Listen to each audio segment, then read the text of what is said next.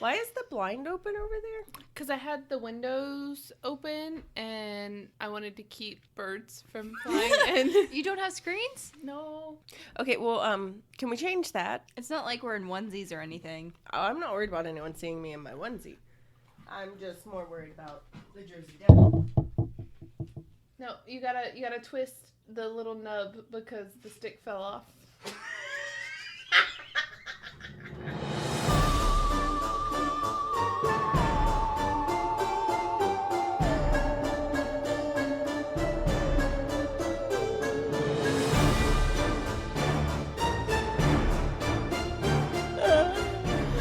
Okay, hello and welcome. We are the Ladies of Strange. I'm Ashley. I'm Tiffany. And I'm Rebecca. Thank you for joining us as we discuss The history, mystery, and theory. Of all things questionable, odd, and eerie. Happy December. Ooh. Happy holidays. Merry Christmas, Kwanzaa. Chris Mahana Kwanzaa. Yeah, gotta cover them all. Yeah. Well, most. I know there's more out there. When does the winter solstice start? December 21st. There you go. That one too. Yep. Hello. Well, we'll get there. I don't even know. Hey, what we that have was. an episode that comes out right before then, so Hey! happy pre-solstice. Yes. Solstice. Solstice. Precisely. Pals. Chris Mahana Kwanzaa. Is that my episode? That's your Yeah. episode. Oh, that's a lot of pressure. Okay. Let's hype it up real I quick. mean, I'm prepared. You got this. It's gonna be great. It's fine. Ladies, how are we doing this week? Who wants to kick off our poisons? Okay, my poison today, at the exact moment we're talking, is a cookies and cream milkshake. But what's the word? Rebecca? No, like courtesy of Rebecca. Courtesy of Rebecca. What's the name of this person that's been in my house randomly, consistently since we started? All right, so that was what I'm drinking right now, but my poison right now is Ashley and I were sitting downstairs before we recorded, and we were just talking while I did not put on makeup to record, and we start hearing something in the room above my bathroom, which is our studio. And Rebecca had texted on the way, but she hadn't shown up yet, and I didn't hear the door open. My husband's in the living room. My daughter's asleep. The cats don't make footstep sounds, and I'm terrified of ghosts. The cats don't make footstep sounds. And Ashley, sweet Ashley, knows I don't like to talk about ghosts. So I look back at her, and she's just like, "Where are the cats?"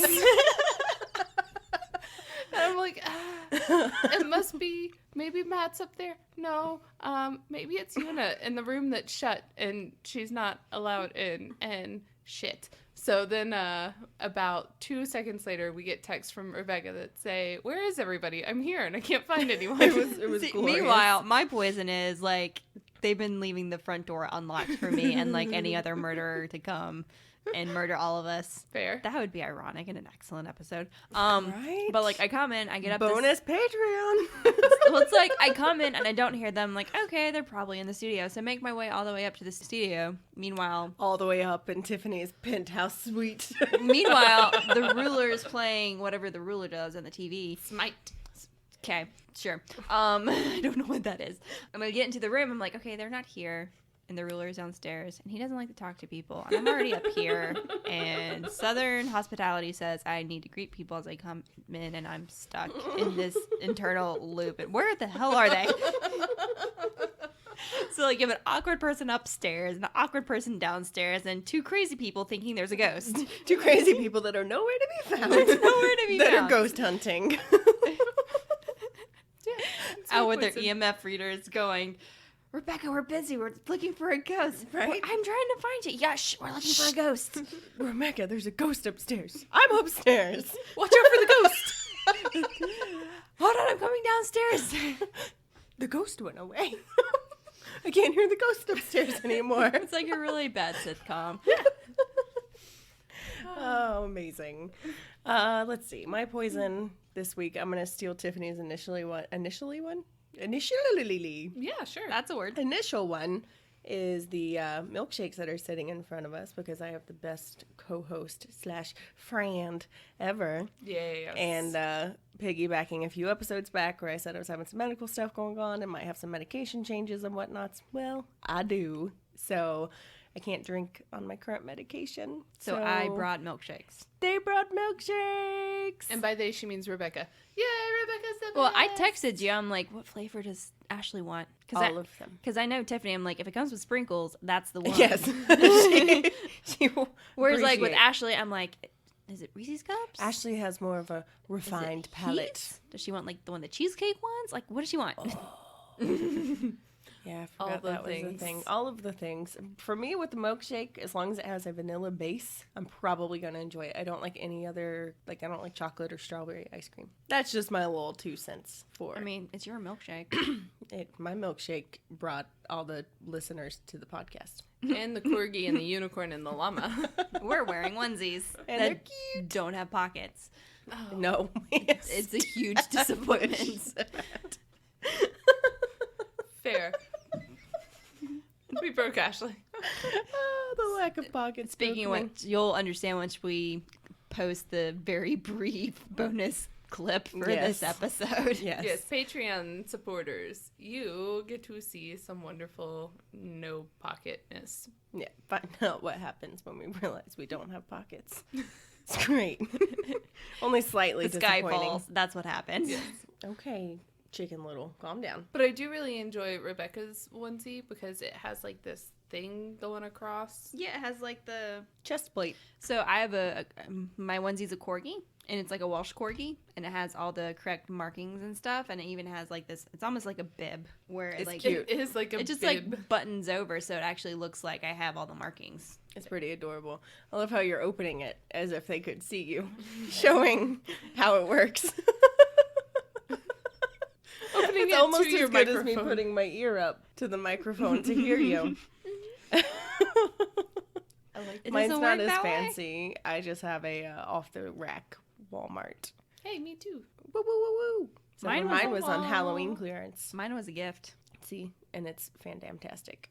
I'm glad that we have our wombs of comfort, ladies. Yeah. Are we gonna need them? We needed them last Some week. people may. I don't know. I don't We'll know see what how that you take means. it. Okay. Do you guys want to know what my topic is, or do you just want to dive in and you'll know when we get there? Let's just dive in. Okay. You might know for right off the get-go. Most people listening probably will. Oh yeah. Herman Webster Mudgett Not Was there yet. Got born on May 16th, 1981, in the small farming village of Gilmington, New Hampshire. He was one of 4 children with 2 brothers and 1 sister. He had a pretty much normal childhood. His parents were devout Methodist and ran an orderly home. There are some stories that say that his dad, Levi, was very strict and abusive. There's even a story floating around that says that he used kerosene vapor to, quote, keep the kids quiet. Oh shoot. But on all first-hand accounts from their neighbors, family, the siblings, anybody that they could talk to, this never happened. Got it. So I think as the story kind of got sensationalized, there's a couple things that got stretched a little bit. And again, it was back in the 1800s, so documentation and everything can be skewed a little bit. As a child, Herman was very smart and liked to invent and create things. He created a wind power device to scare away birds from his family's land. Nice. Okay. His only childhood friend, Tom, died at a very young age while the boys were playing in an abandoned building, and Herman was the only other person present. Oh.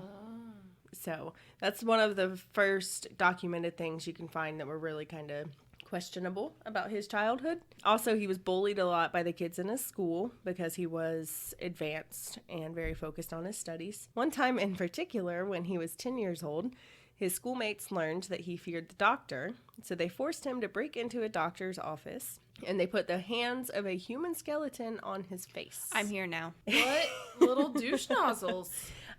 Later, he would recall this as a moment that helped him break all of his fears forever. He graduated at 16 and began teaching in New Hampshire. He was quite the charmer. For the time, he was the epitome of a ladies' man. He had dark hair, blue eyes, the large handlebar mustache.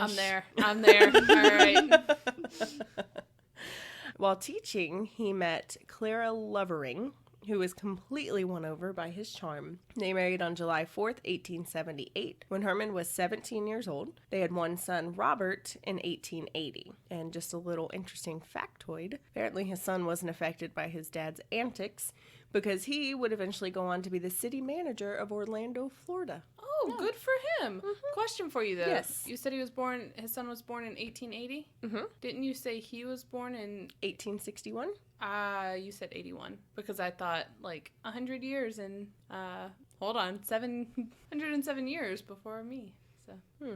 Well, if I did, it's 1861. Cool. All May right. 16th, 1861 is Rebecca. when he was born. So they were married in 1878, had Robert in 1880. At 19, Herman decided he wanted to learn medicine and enrolled in the University of Vermont using Clara's inheritance to cover his tuition. Well, that's nice. After a year, he transferred to the University of Michigan Medical School. Sound familiar? Tie back. First episode, Dr. Kevorkian. I did not put the two together. And he worked in the anatomy lab. He was considered a below-average student, but dove into his apprenticeship under Dr. Wright, who was an expert and advocate in human dissection. After the inheritance money ran out, he had to come up with a scheme to keep money coming in. So he would create fictional family members, take out insurance policies on them, of course listing himself as the beneficiary. As you do. He would then steal cadavers from the university, disfigure them past the point of recognition, and set up accident scenes with them, and claim it was one of the family members, and take out the cash on the insurance policy. There's different hobbies to have. I mean, I was going to say, Quick money. That's a bad idea, not but even- a not stupid idea. I mean, it's yes, it is. Do technically- not commit fraud. I mean, I know that it is not PC because you're altering someone's body and not letting them rest in peace, but I mean, he's really not hurting anybody. That's where I was going with it. He's taking money from a big corporation. It's not like he killed somebody and then took out money on them yet. This hasn't escalated yet. And then after graduation, he and Clara went their separate ways. Some accounts say that Herman just disappeared. Others say that Herman was abusive and neglectful, and then Clara took it upon herself to move away. Good I found for- so many contradicting accounts on there that I cannot say which it is. But those are the two stories. Sweet. Shortly after he graduated, he began traveling the country, stealing and scamming in any way he could to make an extra buck, including insurance fraud. He would skip out on his lodging bills, and then he would also buy things on credit and sell it for cash, and of course never pay back the credit. Did he graduate from Michigan? Mm-hmm. Oh, okay. In 1884. Got it. Sorry. During his travels, he landed a job at a drugstore in Philadelphia. It seemed to be going pretty well for a while, but after a child died due to taking medication he had concocted, he disappeared. He denied any involvement, but suspiciously just skipped town after it was tied back to that pharmacy. That's not shady. No, not at all. I have a feeling this guy may be a little shady. Just a little bit. Okay. What gave that away? Yeah, what give me? Nothing to this point has led you there. Well, We'll get there. What I figured was the first 2 episodes, I thought they were going to be shady characters, and they weren't. So I thought maybe... But they also weren't dismembering corpses to cash out on and Look, everybody's got to have a hobby. insurance. Right? There's something out there for everyone. You know, if my body can't be used for science, I hope somebody makes a buck on it when I go, okay? There is her consent, so... I mean, again, I'm not going to use it. By 1886, he had planted his roots in Illinois and was now going by the name of Dr. Henry Howard Holmes. Or as we better know him, H.H. Holmes. Mm-hmm. He began looking for work in Englewood, an upcoming neighborhood of South Chicago. He came across Dr. Holton's drugstore. This is another one that there's 2 different stories. Okay. The main one that everyone says is Mrs. Holton was a doctor who was trying to run... Wait, nope, that is not That's where not I'm going. what it was? Oh. Mrs. Holton was an older woman who was trying to run the store. Her husband, who was a doctor, was extremely ill and was pretty much bound to his room upstairs, and she needed help running the store. Holmes used his charm to get in and his credentialing to get into the store, and was immediately hired. After a while, he began taking over operations of the store. After Mr. Holton passed away, he offered to buy the store and let Mrs. Holton continue to live in the apartment upstairs. In order to make the money to purchase the store, he would sell fixtures from the store, credit them out, and there's also been stories about him selling what he called magic healing water. What? This was a really hard one to research because it was like certain pages would have this, certain other podcasts I would listen to would have this, and there's a lot of like contradictory information. But so it was like a patent medicine, basically. it was not medicinal at all. Well, I mean, It was just- neither were some patent medicine. Yeah, true. It was like the placebo effect, basically. Like I've heard that it was like seltzer water or just water, or like this is kind of when like soda fountains and jerk fountains were just starting to come up. So. Tiffany? So he What may do you have think just... soda jerks were? I've never heard that term before. What? I'm so happy. You good? I'm good. Sorry, I'm 12. Sorry. He agreed to pay Mrs. Holton $100 a month, which would be $2,700 now. Hey, Ooh. Yeah, that's quite the I'd be okay with that. fancy pharmacy there. Yeah, you do know what H.H. Holmes does, right? Yeah, $2,700 Okay. a month to live there. All right. Wait. No. She's saying that she would be happy, like, if somebody was paying Yeah, you. pay me that. Oh, I thought you meant you would let him live in your place for that At much. this point, I would have. At this Okay. point, I would have let a dashing man with beautiful facial hair and blue eyes live in my undercarriage. Yeah. For 20 and pay me? Yes, please. Fair. I'm telling y'all, I'm gonna get murdered. I'm imagining Ashley in like the Gone with the Wind hoop skirt, and there's this man that just lives in her hoop skirts Yeah. permanently. HH, you cannot come out now. I have guests. Back That- under there, you. That is you. Okay. Visuals, they're great. He eventually stopped making the payments, and Mrs. Holton filed a lawsuit against him. Good for her. Shortly after filing, Mrs. Holton disappeared. Holmes claimed she went to visit family in California and decided, since she now had nothing left in Chicago, that she would stay with them. However, he was never able to provide any forwarding information and never had any further communications from her that when anyone asked. I do kind of worry about that whole forwarding information thing because I'm really bad about not updating my addresses when I move, and like one day I may just die and nobody will be able to get in touch with me. Or Wait. hold on, nope.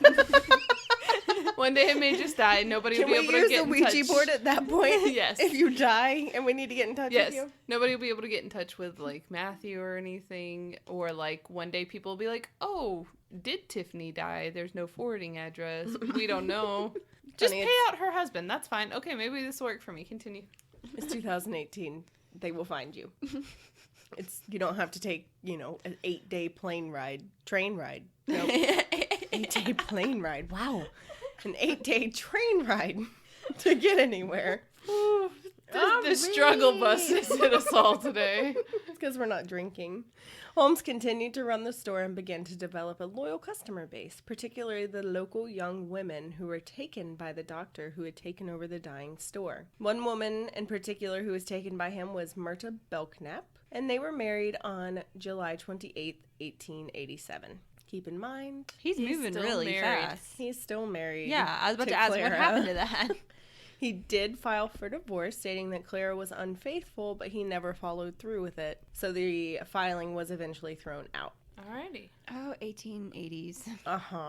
Myrta moved in with Holmes and helped run the store. She did eventually grow jealous of the way that women flirted and threw themselves at Holmes and became very possessive. Shortly after they were married, Myrta became pregnant, and Holmes took this opportunity to, quote-unquote, hide her away by asking her to manage the store's books, which got her out of the store and into the upstairs offices all day. She eventually caught on to Holmes trying to push her away, got upset, obviously, and moved in with her parents, where she then gave birth to her daughter, Lucy. Holmes would often visit his wife and daughter, bring gifts and money, but over time, as they do, his visits became less and less frequent. In the summer of 1888, Holmes purchased an undeveloped plot of land across the street from the drugstore on the corner of 63rd and Wallace. He quickly started drafting ideas for a new business. He had hopes to open a multi-use building with shops and businesses on the first floor and apartments above, including his own office and apartment on the second floor. He had the perfect business plan, but the building proved... But the building... What was I trying to say there? They're your notes. Oh, man. See, this is what happens when I finalize my notes and then we don't record for a while. This is why I procrastinate, see?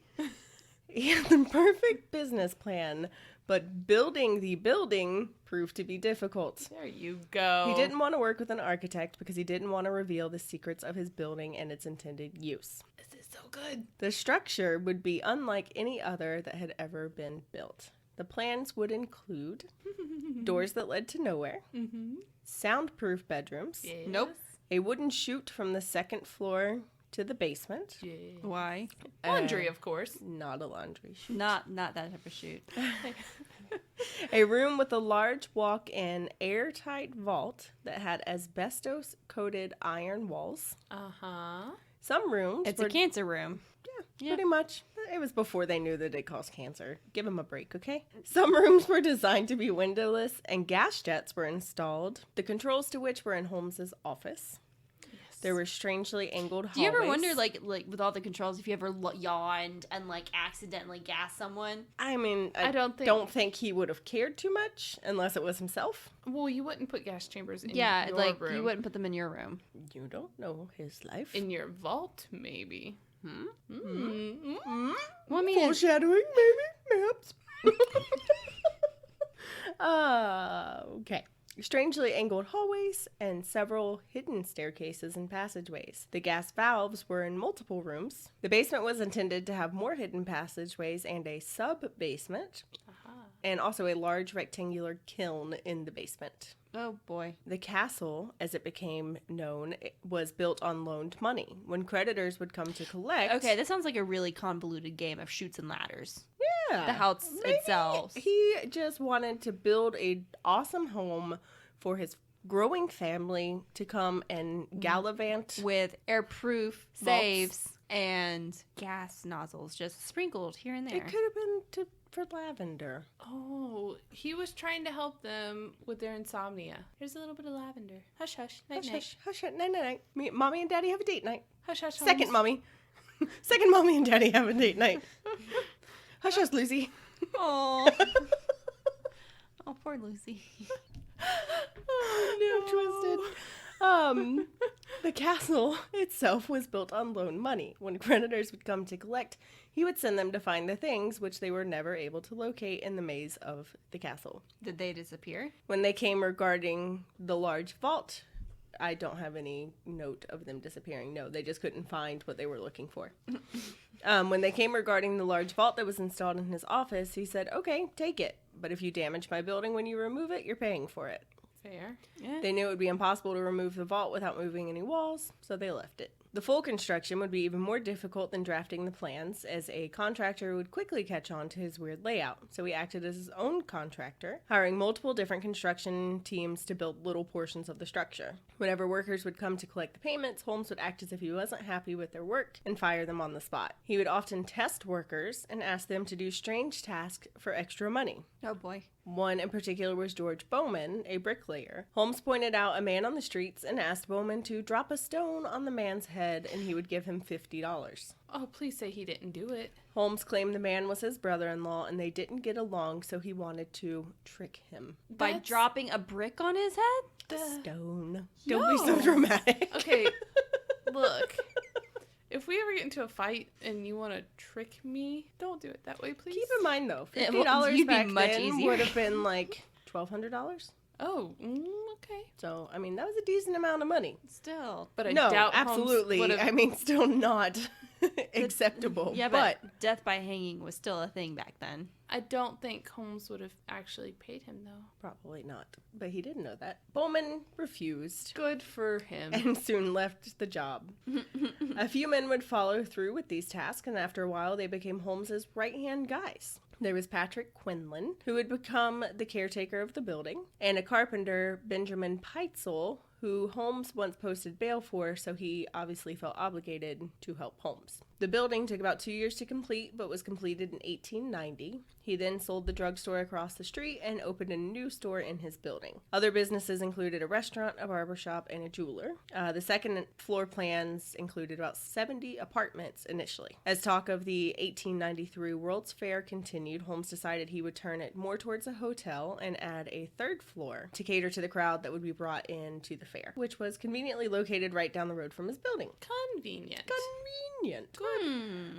Which kind of freaks me out because I have, that's been passed down from, I can't remember what great, but I have World's Fair tickets and pamphlets that have been passed down to my family from family members that were at this World's Fair. What? So that means that they were like 3 blocks down from the murder castle. Ooh. That's really cool. Why did you not go stay in the hotel? I mean, you were, Because you might not be here. It's fine. Schematics. Maybe? Okay. Making the changes to convert it to a hotel would allow Holmes to take out larger insurance policies on the building. And we all know the man loved a good insurance policy. Mm-hmm. Yeah. In 1891, he planned the adjustments and followed the same plan of having multiple people come in to complete small portions and refusing to pay the workers. Due to the quick change of plans and the tight timeline, he needed quick additional funding for the project. So he decided to visit his wife, Murda, conveniently while her rich uncle, Jonathan Belknap, was in town. This is second wife? This is second wife. Got it. We don't hear from Clara. Good for her. Yes. You go, Clara Coco. Mudgett. Claire Mudgett. Oh no, I skipped a page. Okay, so he visited his second wife, Murda, conveniently while her rich uncle, Jonathan, was in town. He came as if nothing had happened, bringing gifts and doting on the family like he was the perfect father and husband. Belknap knew, however, that Holmes and Murda had a rocky relationship, so he was initially very hesitant. But, as he is known to do, Holmes eventually won him over and convinced him to endorse a loan for $2,500, which he would claim to use for a new home for the family. Douche. Belknap agreed, thinking it would be good for Murda and Holmes' relationship to live together again. No. You know what will fix it? Living together. Yeah, that makes everything better. Kind of like having a kid. Which I believe may come into play later on, right? Okay, your foreshadowing can stop. Abby. Not your story. Yeah, now that it's done. Thanks, Tiffany. I'm just kidding. There's a lot more to this guy. I thought that was common knowledge. Sorry. Holmes then went back to Inglewood and forged Belknap's signature on another note that he would use to complete construction of the building. He would later invite Belknap to visit the building to see what his money was being used for. Sweet. Again, Belknap was very unsure about Holmes and his offer, even though he couldn't quite pinpoint why, but he didn't want to offend his niece, so he went on the visit. Oh, no. Holmes gave Belknap a tour of the first floor shops and then the rooms upstairs. Belknap recalls that he found the building to be gloomy and weird. Fair. To complete the tour, Holmes invited Belknap to the roof of the building, but he refused, saying he couldn't take the stairs due to his age. And even though Holmes continued to press the invitation, Oh, no. Belknap ultimately refused. Holmes then invited him to spend the night.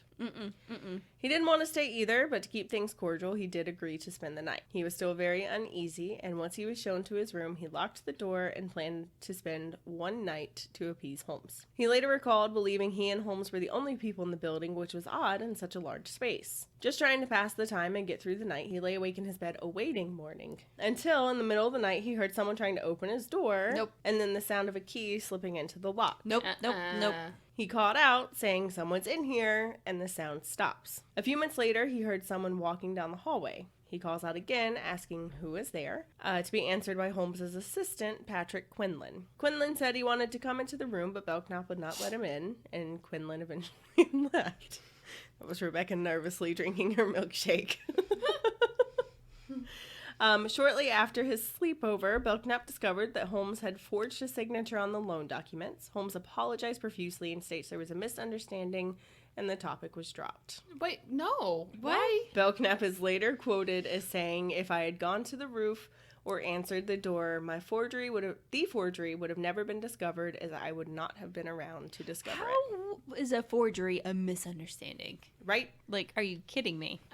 There's no telling how I'm he... trying to, find a won way it in my over. head, but it's just There's not not. working. I mean, we all, I think, have had encounters with sociopaths before that are like, "Oh, I could have sworn when we had that conversation, Fair. you said that I could, Yes. if I took out money to build this house, that I could put some towards my business. I'm so sorry. I thought that we could."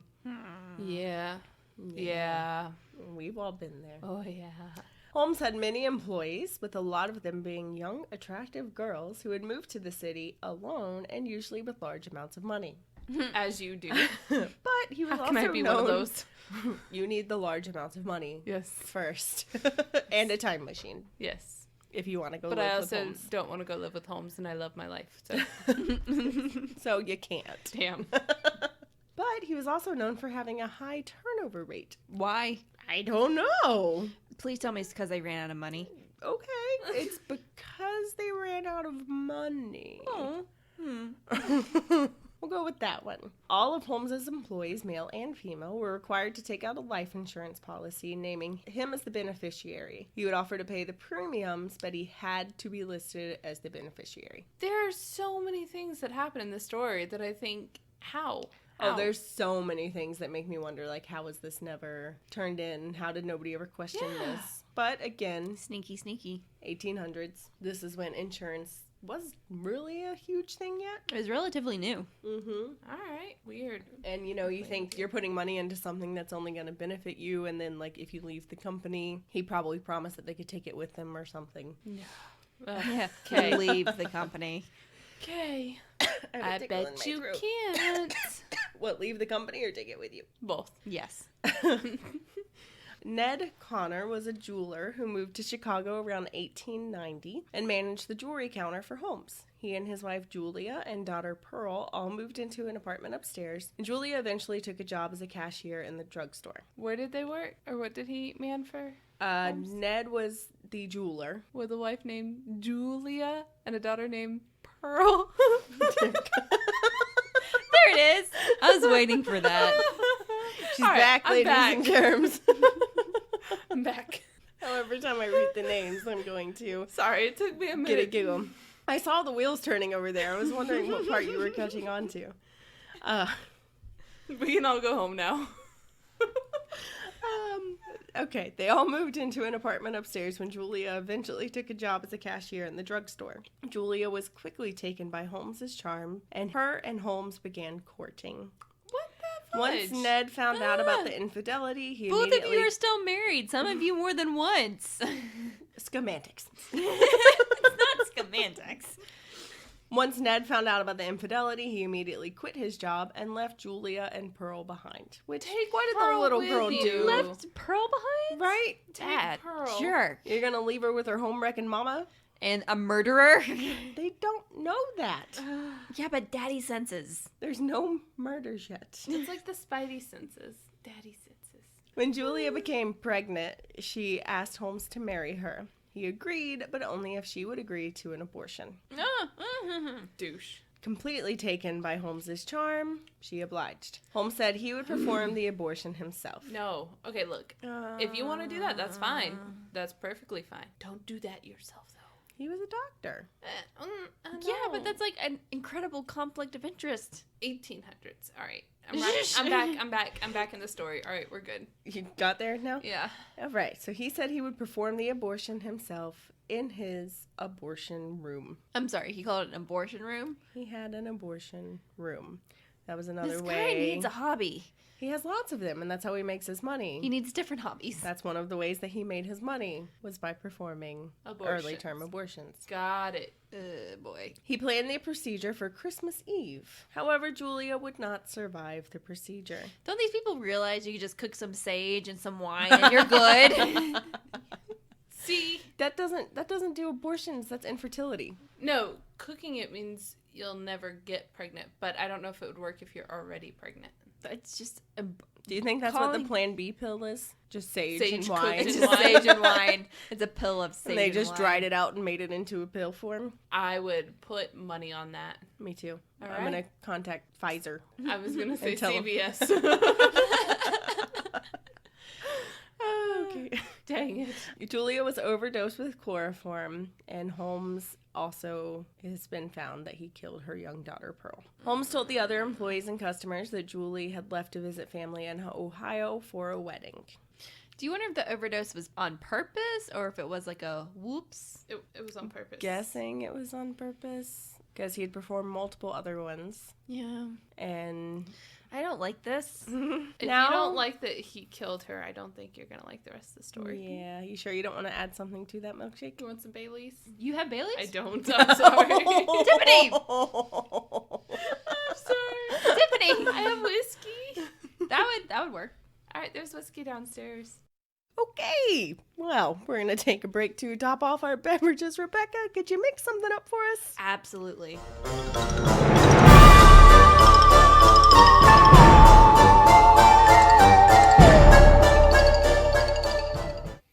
This is Conversations with Paycheck and Red, a weekly podcast with two good old boys talking about anything and everything that crosses their mind. You may not know what you're going to get with an episode of Paycheck and Red, but you sure know you don't want to miss it. So do what you got to do. Download the app, find the episodes online, and make sure that you don't miss 1 second of Conversations with Paycheck and Red.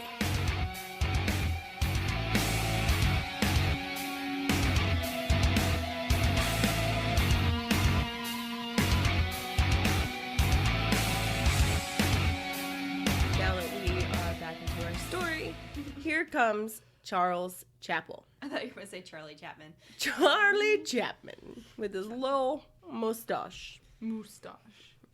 Holmes had the big mustache. Charlie had the little mustache. That was ruined by someone else. Yeah. Whoops. Anyway, moving on. So he paid Charles $36 to strip the flesh from a woman's body he said had passed away unexpectedly in the hotel and left no forwarding information. I'm sorry. Hold up. Was Holmes her life insurance? I'm sure beneficiary? if they were basically engaged, I'm sure that he was. I'm sorry. He just randomly paid someone to strip the flesh from the bones of someone who died in a hotel? Keep in mind, this was a thing that they did back in the 1800s because back in the day, like medical students were so hard fixed for actual bodies and anatomy. They didn't have cadavers. They didn't have people giving their bodies to science. They would go and dig up corpses to use for study, and they would See, the way take I people who understood it passed- was, well, like Holmes was paying some random guy $35 to dissect this person. I mean, it kind of is, but this is a guy that's like, he was associated with some of the hospitals and would provide. Okay. So he would prepare the skeleton to be used for medical or educational purposes. Okay. The face of the woman, however, had been so severely disfigured she was completely unrecognizable. After he had done such a good job, Charlie became a close accomplice to Holmes. As he didn't ask questions, was assured, with Dr. Holmes being a doctor, that he would always have a need for his services. Oh, well. Two winners right there. Yeah, good guys, good guys. Yeah, sure. Okay. But they were both making a buck and living on with their Hitler mustaches.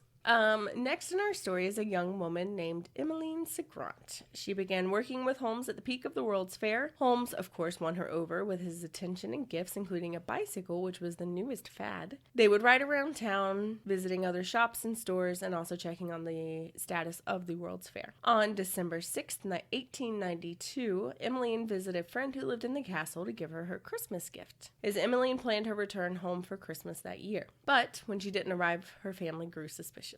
Holmes produced a wedding announcement stating, after the bride had completed her education, she went on to Chicago where she met her fate. She was never heard from again. Oh, no. A waitress that worked in the restaurant on the first floor, a young tenant that rented an apartment on the second floor, and a female store clerk would all vanish without a trace. All of them were last seen in Holmes's castle. He then met Minnie Williams, a railroad heiress from Boston whose parents had passed away when she was young. In 1893, she moved to the hotel and began working as Holmes' personal stenographer. He later proposed to her and asked her to sign over the deed to the land she had inherited in Texas to a Mr. Bond. James Bond. No. Wait, really? No, I don't think this is where Mr. Bond came from. No, it's not that. I was like, was the pseudonym really James Bond? Well, no, it's just, I just have Mr. Bond. I don't remember what his first name was. Okay. I don't think I saw James, or that would have piqued my interest. It was James. Yes, totally. Holmes would then sign the deed over to a Mr. Lehman. Bond, of course, being Holmes himself, and Mr. Lehman, his right-hand man, Mr. Peitzel. Oh. Miney and Holmes were quickly married in a small ceremony of just the two of them and a priest, although there is no legal record of this union. I'm going to say, because you have to have a witness. Maybe not back then. You know how many times I studied that and that never even popped in my head? There's also stories that say that she was blindfolded, and they think that Holmes just did a different voice to sound like the priest. Oh. But again, I couldn't find any. She didn't try to run away screaming? Like, really? No, I mean, some people are... Okay. What was that? Nope. Gullible? Yes. Some people are gullible. Let's go with the gullible theory of what she was thinking about. Okay, continue. After the wedding, Holmes encouraged Miney to invite her sister Nanny to visit to celebrate the marriage. On July 4th, 1893, Nanny wrote to her aunt detailing the plans for the three of them, Holmes, Nanny, and Miney, to visit Europe. She was never seen again after that day, and it's believed that Holmes asked her to get a file from the vault in his office and then locked her in the office and gassed her. I almost said I love that part of the story. I don't love it, but when I originally heard this, that was the most fascinating part to me. Miney was last seen the following day, July 5th. Where was Fanny? Fanny? Miney, Nanny, Fanny. Their parents died before they could have a third, okay? Got Jeez, it. Tiffany, way to Sorry. bring it down. Oh my God. So insensitive. Soon a group of creditors Holmes was attempting to swindle got together and came to Holmes demanding explanations. Holmes claimed he'd either lost the money or no longer had the items he was credited. Holmes begged them to take his castle as payment for the monies due. While the creditors were discussing the option, Holmes fled. His first stop was in Denver, where he married Georgiana York. Wait, he just up and left the murder castle? He fled the castle. And the only record they have of him between where he ends up is in Denver, where he was married to Georgiana York, a school teacher he had met while still living in Chicago. After claiming insurance money on Miney Williams' late brother in Colorado, Holmes and York landed in Fort Worth, where he had the inherited property from the Williams sisters. Got it. Okay, we're tying it up, ladies. Okay. There's too many marriages and murders. Yeah, it's a twisted story. Gesundheit. Thank you. Which one are you allergic to, marriage or murders? I'm gonna hope murders. The law caught up with him and Holmes was arrested on charges of selling mortgaged goods. While he was in jail, he struck up a conversation with a convicted outlaw named Marion Hedgepeth and explained that he had concocted a plan to make $10,000. So I don't even know how much money that would be now, like $2.7 million or $270,000. We're in 1890. Well, if $100 was $2,700, $10,000. Add a couple zeros. That's too many zeros. All right, what was our initial year? I don't remember the year, but it was $100 was $2,700. Okay, and $10,000 is the number we're looking at Yeah. now? All right, hold on. It would be, oh, that's a long number with no commas. Sorry. $298,885.78. So $300,000 ish. Ish. So he had concocted a plan to make a bukus of money by taking out a policy on himself and then faking his own death. Holtz promised Hedgepeth a $500 commission in exchange for the name of a lawyer who could be trusted. Once he was, I was about to say, removed from jail. Oh, $500 commission. That's still almost $15,000. Sorry. Yeah, it's lots of money. All right. Holmes, however, did not move forward with the plan. Instead, he concocted a similar plan with Peitzel. Peitzel agreed to fake his own death so that his wife could collect on the $10,000 insurance policy, which she would split with Holmes. The scheme, which was to take place in Philadelphia, called for Peitzel to set himself as an inventor under the name of B.F. Perry, and then be killed and disfigured in a lab explosion. Holmes was to find a proper cadaver to play the role of Peitzel. Instead, Holmes killed Peitzel by knocking him unconscious with chloroform and setting his body on fire. Well, there you go. But that's like the only friend he's had in this story. Yeah, Besides, now he like, has an opportunity to Charlie make Chaplin. $10,000. Charlie Chaplin, as Tiffany conveniently Sorry. Charlie Chaplin. Holmes proceeded to collect the insurance payout and then went on to manipulate Peitzel's wife into allowing 3 of her 5 children to be in his custody so he could take them to ID the body of their father. They would first identify the body and then travel through the northern United States and into Canada. Mrs. Peitzel was constantly redirected along a parallel route, all the while using various aliases and lying to Mrs. Peitzel concerning her husband's death, as well as lying to her about the true whereabouts of her 3 missing children. Holmes's spree finally ended when he was arrested in Boston on November 17th, 1894, after being tracked there from Philadelphia by the Pinkerton detectives. He was held on an outstanding warrant for horse theft. Really? Of all the things? Of all the things, he had stolen a horse and sold it for money, and it circled back around. HH. Mrs. Peitzel was also arrested as they believed she was in on the scheme. She told her story and begged the detectives to find her husband and children. Frank Geyser, a Philadelphia police detective assigned to investigate Holmes and find the 3 missing children, located the decomposed bodies of the 2 Peitzel girls in the cellar of a Toronto home. Oh, no. Detective Geyer wrote, "The deeper we dug, the more horrible the odor became, and when we reached the depth of 3 feet, we discovered what appeared to be the bone of a forearm of a human being." Holmes would later confess to murdering the 2 girls, Alice and Nellie, by forcing them into a large trunk and locking them inside. He drilled a hole into the lid of the trunk and put one end of a hose through the hole, attaching the other end to a gas line to asphyxiate the girls before burying their nude bodies in the cellar of his rental home. I hate this part. Geyser then went to Indianapolis, where Holmes had also rented a cottage. Holmes was reported to have visited a local pharmacy to purchase drugs, which he would use to kill Howard Peitzel, the young boy. He would visit a repair shop to sharpen the knives he would use to chop up the body before he burned it. The boy's teeth and bits of bone were discovered in the Holmes chimney. That makes me so sad. Following the discovery of Alice and Nellie's body in July 1895, Chicago police and reporters began investigating Holmes's building in Englewood, now iconically known as the Murder Castle. They spent over a month going through the hotel trying to uncover the horrors within its walls. They discovered the vault off of his office, which had scratch marks in the metal walls, Ugh. a pile of bones, human and animal, in the basement. Oh, yay. They also found a dissection table which was covered in blood, a pile of bloody women's clothing, a lime pit that had multiple decomposed bodies to the point where they could not confirm a count. Oh, jeez. In October 1895, Holmes was put on trial for murder, with the case they had the most information on, the murder of Benjamin Peitzel, and was found guilty and sentenced to death. Following his conviction, Holmes confessed to 27 murders in Chicago, Indianapolis, and Toronto, even though some of the people he confessed to murdering were still, in fact, living. Oh, weird. He also confessed to 6 attempted murders. He was paid $7,500 by the Hearst newspaper in exchange for his confession, which was quickly found to be mostly nonsense. Holmes gave various contradictory accounts of his life, initially claiming innocence and then later that he was possessed by Satan. Okay. His propensity for lying has made it difficult for anyone to know the truth of his statements and actions. Until the moment of his death, Holmes remained calm and amicable, showing very few signs of discomfort, fear, or regret.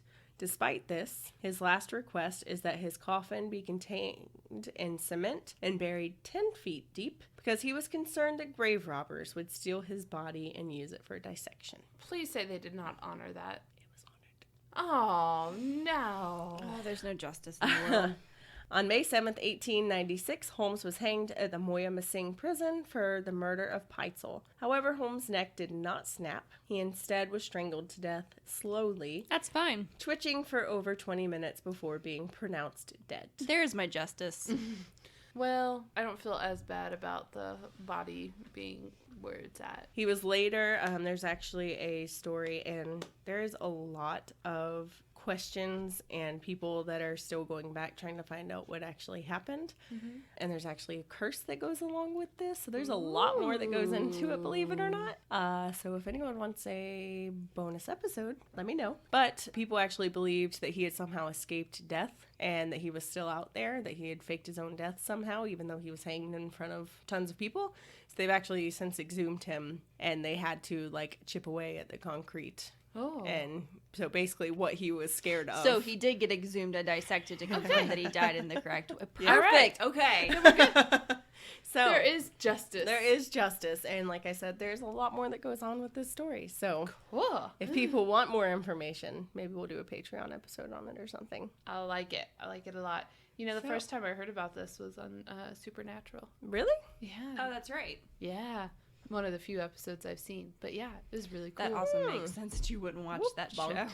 Yeah, I tried watching it and I really enjoyed it, and the guys are super hot. That was But about to. I yep. couldn't watch it by myself, and my husband's not into it. I was gonna so- say there are 3 reasons Tiffany would like that episode. Well, I didn't get to the point where there was the third hot guy involved. It was just Sam and Dean. Well, maybe we should watch Supernatural instead of My Little Pony after we record. No.